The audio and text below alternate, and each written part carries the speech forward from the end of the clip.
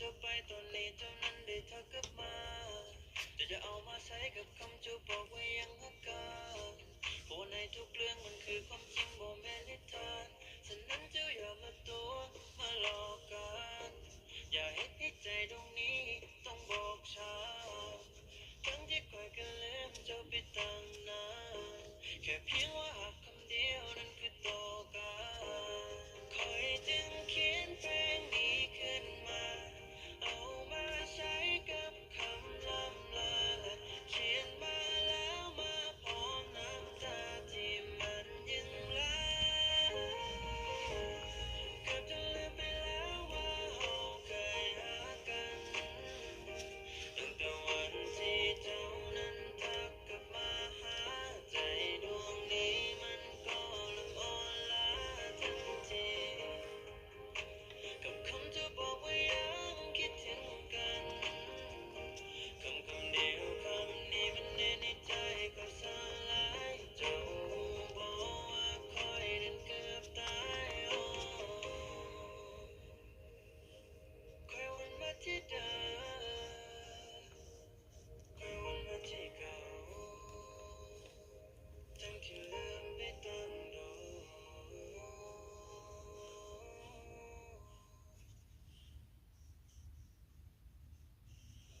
Can I kick it? Yes. You see it? 당연하지.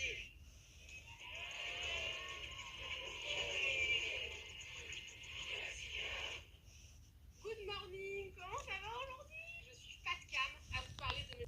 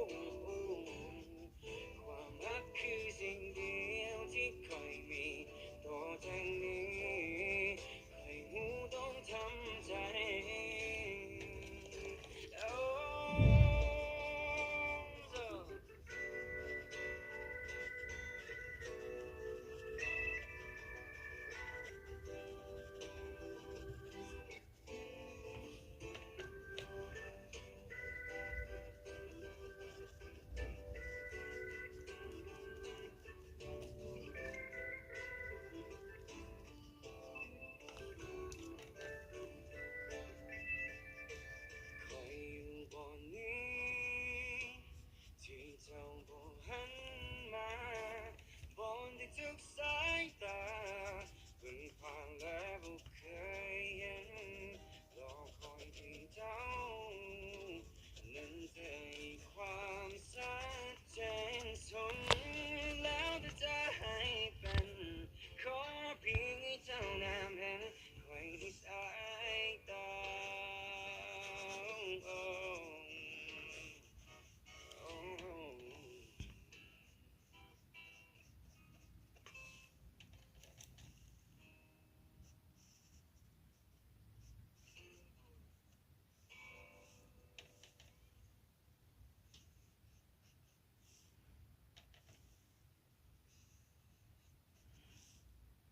Il était une fois un monde imaginaire où des amis familiers vivaient ensemble.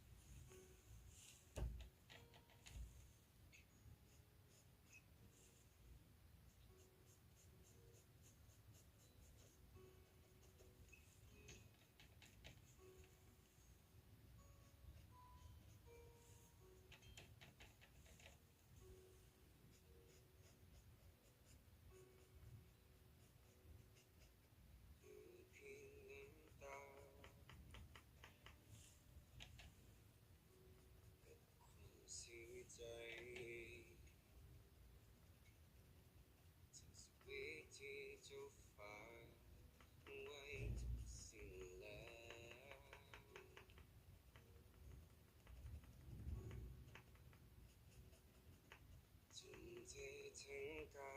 ยให้ไปถึงใจ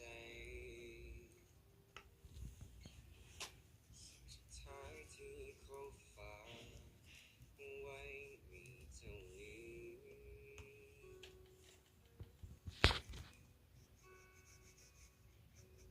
ใครรู้เจ้าว่าเขาจะเป็นจะตาย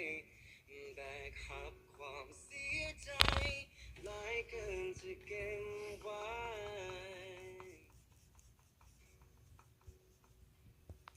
แต่เหตุใดจึงทำให้ตัวเองขนาดนี้อยู่เสียใจได้แล้วยอมรับความจริงเสียทีคนจบไปแล้วต่อให้เหตุผลจะดีเท่าใดมันบ่อาจดึงเขาไว้ได้อีกแล้วจงยอมห้ามและทำใจ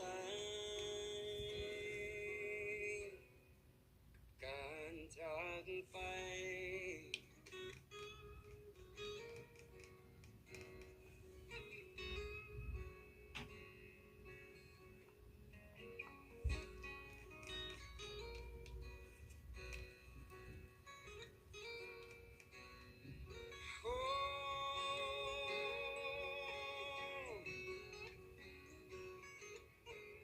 ใครรู้เจ้าว่าเขาจะเป็นจะตายแบกรับความเสียใจหลายเกินจะเก็บไว้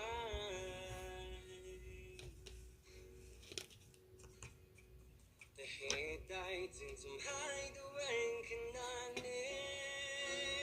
อยู่เสียใจได้แล้วยอมรับความจริงเสียทีคนนี้เขาได้จากเจ้าไปแล้วต่อให้เหตุผลจะดีเท่าใดมันบ่อาจดึงเขาไว้ได้อีกแล้วจงยอมห้ามและทำใจทั้งจะหาเท่าใด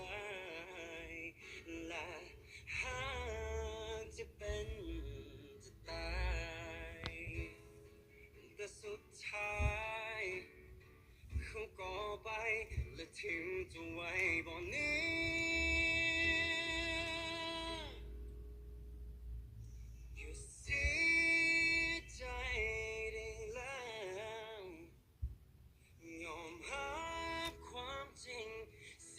ที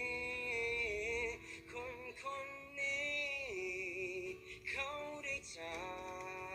กเจ้าไปแล้วและต่อให้เหตุผลจะดีเท่าใดมันบ่อาจ